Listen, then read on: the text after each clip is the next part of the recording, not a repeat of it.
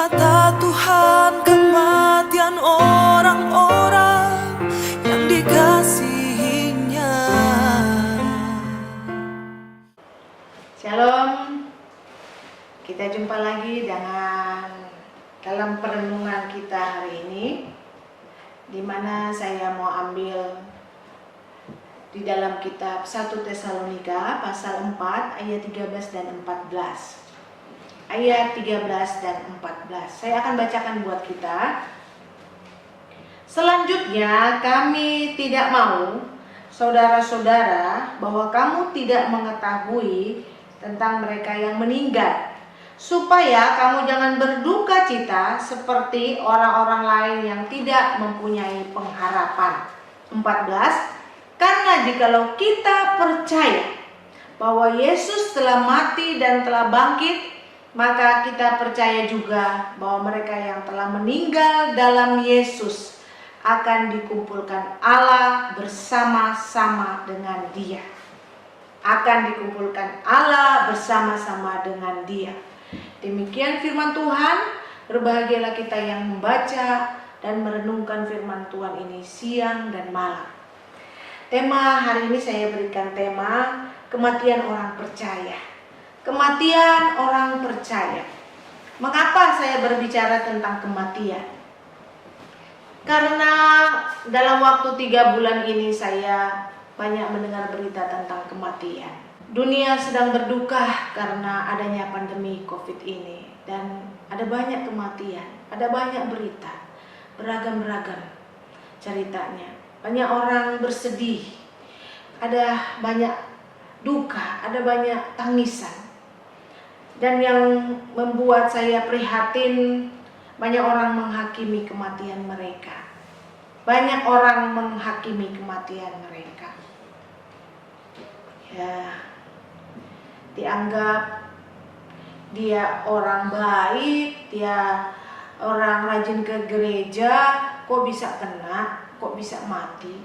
Bukan ada majelis, ada pendeta, kok bisa kena. Ya, seakan kematian mereka itu sesuatu aib yang memalukan. Sampai-sampai ada yang menolak ketika mereka mau dikuburkan. Sedih kalau membaca berita-berita seperti itu. Berita tentang kematian itu seringkali memang menjadi berita yang menakutkan. Banyak orang gak suka kalau bicara tentang kematian. Bahkan orang menghindar. Karena memang ada orang-orang tertentu yang menganggap pantang untuk berbicara tentang kematian. Kenapa? Karena mereka tidak memahami kemana kematian orang-orang. Kemana orang-orang itu setelah mati?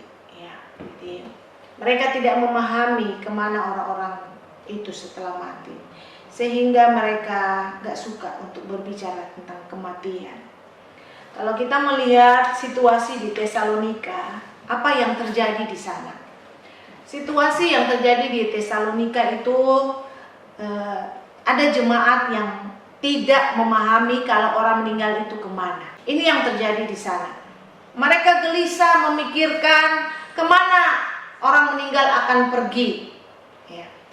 Mereka tidak tahu, tidak mengerti, karena memang mereka punya latar belakang itu penyembah berhala. Mereka itu punya latar belakang orang kafir yang tadinya memang sama sekali nggak mengenal Tuhan.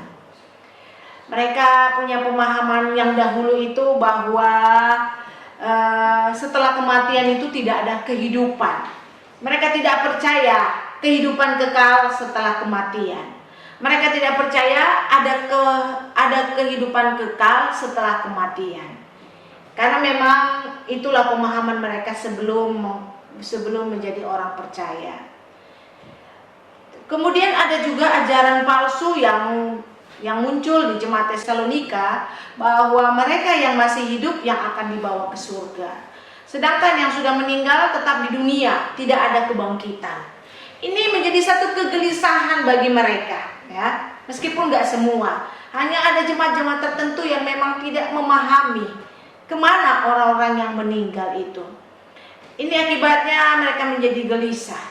Dan inilah alasan Kenapa Rasul Paulus menulis surat ini? Rasul Paulus menulis surat ini kepada jemaat di Tesalonika. Kita lihat penegasan pertama yang Rasul Paulus tegaskan di sini, ayat yang ke-13. Awal mulanya Paulus bilang begini, ayat 13. Selanjutnya, kami tidak mau saudara-saudara bahwa kamu tidak mengetahui tentang mereka yang meninggal. Rasul Paulus mau kasih tahu begini ya. Kami tidak mau bahwa kamu tidak mengetahui tentang orang-orang yang meninggal itu. Jadi ada dua poin yang saya catat di sini. Alasan Rasul Paulus menulis surat ini. Yang pertama, saya simpulkan, jemaat harus tahu. Ya, jemaat harus tahu. Paulus ingin tegaskan bahwa hal ini penting, sehingga kita harus tahu tentang mereka yang meninggal, supaya Rasul Paulus tulis di ayat yang ke-13 tadi di bagian B-nya, supaya kamu jangan berduka cita seperti orang-orang lain yang tidak punya pengharapan. Ya, supaya kita jangan seperti orang lain yang tidak punya pengharapan. Karena memang orang-orang yang tidak punya pengharapan itu di dalam kedukaan mereka menangis siang dan malam. Mereka bersedih begitu dalam. Bahkan ada yang sampai berbulan-bulan, sampai kehilangan pengharapan, kehilangan gairah hidup, ingin mati rasanya. Ini yang Rasul Paulus gak ingin terjadi di dalam jemaat Tesalonika. Ya. Jangan sampai jemaat itu punya kesedihan yang berkepanjangan. Bukan berarti kita gak boleh menangis, bukan berarti kita gak boleh bersedih. Tapi yang Rasul Paulus maksudkan di sini, jangan sampai kita punya duka cita yang sampai berkepanjangan, kesedihan yang berkepanjangan. Karena kesedihan yang berkepanjangan bisa mengakibatkan dosa. Kenapa? Kalau kita sampai bersedih begitu, sampai berhari-hari, berbulan-bulan, artinya kita jadi meragukan kuasa Allah dalam hidup kita. Kita jadi meragukan pemeliharaan Allah dalam hidup kita. Kita jadi meragukan pertolongan Allah dalam hidup kita selanjutnya. Jadi ini yang Rasul Paulus tidak ingin terjadi di dalam jemaat. Rasul Paulus tegaskan, jemaat harus tahu kemana orang meninggal itu nanti akan pergi. Jadi ini yang membuat Rasul Paulus ingin jemaat tahu. Ya. Karena kalau kita tidak tahu, kita bisa menjadi batu sandungan bagi orang lain. Kita jadi tidak ada lagi teladan bagi orang lain. Kalau kita bersedih terus, kita nggak punya gairah hidup, kita nggak punya damai sejahtera, muka jadi nggak ada damai sejahtera, nggak ada senyum lagi. Orang di luar sana bisa bilang, orang Kristen kok seperti itu. Ya, sudah mau mati rasanya, kehilangan orang yang dia cintai, atau orang yang terdekat dengan dia, atau orang yang memang dia sayangi, atau selama ini menjadi topangan hidupnya. Jadi ini yang Rasul Paulus gak ingin terjadi di dalam kehidupan orang-orang percaya. Jangan sampai karena kesedihan kita yang begitu dalam, kita jadi batu sandungan bagi orang lain.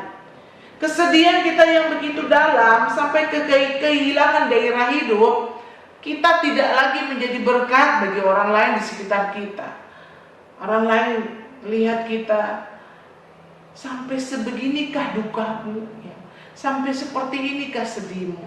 Ya, ini yang Rasul Paulus gak ingin terjadi dalam kehidupan orang percaya. Jemaat harus tahu. Ya. Kedua, alasan Rasul Paulus menulis ini, bahwa kebangkitan Kristus menjadi jaminan bagi kebangkitan orang percaya. Saya melihatnya itu di dalam ayat yang ke-14. Karena jikalau kita percaya bahwa Yesus telah mati dan telah bangkit, maka kita percaya juga bahwa mereka yang telah meninggal dalam Yesus akan dikumpulkan Allah bersama-sama dengan Dia. Paulus ingin memberitahu kepada kita bahwa kebangkitan Kristus menjadi jaminan bagi kebangkitan orang percaya. Sekali lagi, kebangkitan Kristus menjadi jaminan bagi kebangkitan orang percaya.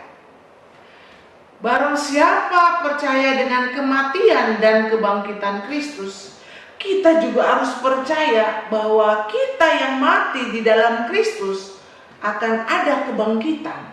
Dan setelah kebangkitan kita akan dikumpulkan bersama-sama dengan Bapa di surga. Akan ada kehidupan kekal setelah kematian. Ya.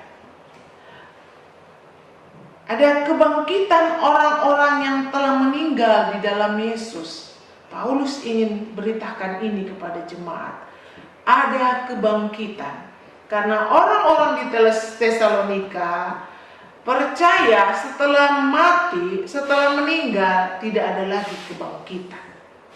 Sehingga Rasul Paulus bilang, kalau begitu, kalau kita percaya seperti itu, sia-sialah iman kita selama ini. Untuk itu Rasul Paulus mau katakan bahwa kebangkitan orang-orang yang telah ada kebangkitan bagi orang-orang yang meninggal di dalam Kristus. Ada kebangkitan bagi orang-orang yang meninggal di dalam Kristus. Saya ingin garis bawahi tentang meninggal dalam Yesus. Ya. Di luar Kristus tidak ada jaminan. Paulus lagi bicara ini, jaminan ini di dalam Kristus saja. Di luar Kristus tidak ada jaminan. Jadi yang belum bertobat, yang masih jauh dari Tuhan, yang masih mengejar kehidupan duniawi, Tuhan mengajak kita untuk kembali kepada Tuhan. Saatnya untuk datang kepada Tuhan. Sehingga ketika kematian datang menjemput kita, kita tidak lagi khawatir, kita tidak lagi takut, kita tidak lagi gelisah, karena kita tahu kemana kita akan pergi setelah kematian. Kemana kita akan pergi setelah kematian. Kristus telah menjadi jaminan kita. Kematian dan kebangkitannya menjadi jaminan bahwa kita juga akan dibangkitkan. Paulus tegaskan hal ini, bahwa ada kehidupan kekal setelah kematian. Ada kehidupan yang lebih indah, kehidupan yang luar biasa bersama-sama dengan Allah. Jadi ini sesuatu yang sangat mengembirakan. Sehingga kematian bukan lagi berita menakutkan. Dan Paulus bilang di ayat yang ke-18, karena itu hiburkan seseorang akan yang lain dengan perkataan-perkataan ini. Beritahukan kepada orang-orang tentang firman Tuhan ini. Supaya kita tidak lagi takut menghadapi kematian. Tidak lagi takut mendengarkan berita-berita kematian. Filipi pasal 1 ayat 21 juga Rasul Paulus menulis, kematian adalah keuntungan. Jadi kematian itu bukan sesuatu aib bagi orang percaya. Bagi kita orang percaya, kematian itu adalah sesuatu keuntungan. Karena di balik kematian itu kita akan ada satu kehidupan yang baru bersama dengan Bapa di surga. Kematian itu hanya pemisah sementara. Sementara. Setelah itu kita akan dikumpulkan kembali. Ini satu pengharapan orang percaya yang harus kita tahu. Yang harus kita tahu sehingga kita tidak akan gelisah. Kita juga tidak akan menghakimi orang lain, orang yang meninggal di dalam Kristus. Mazmur pasal 116 juga berkata, berharga di mata Tuhan kematian orang-orang yang dikasihinya. Berharga di mata Tuhan kematian orang-orang yang dikasihinya. Bagi kita yang masih hidup, Tuhan ingatkan, mari kita hidup sungguh-sungguh sesuai dengan firman Tuhan. Bagi kita yang masih hidup, Tuhan ingatkan, mari kita dekatkan diri kepada Tuhan. Kita tidak tahu kapan kita dipanggil Tuhan. Yang kita tahu kemana setelah kita dipanggil Tuhan. Kita akan tahu karena firman Tuhan sudah berbicara pada hari ini.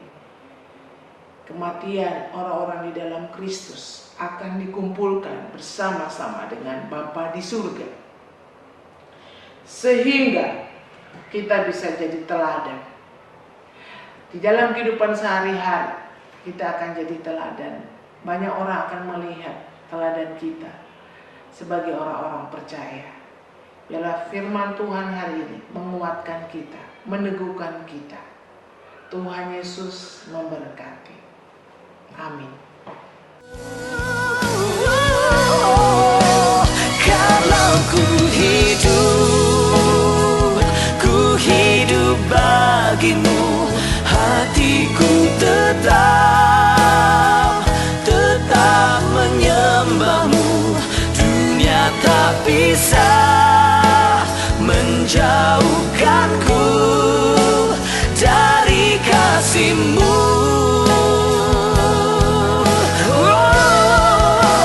Selama ku hidup bagimu, mataku tetap memandangmu. Dunia tak bisa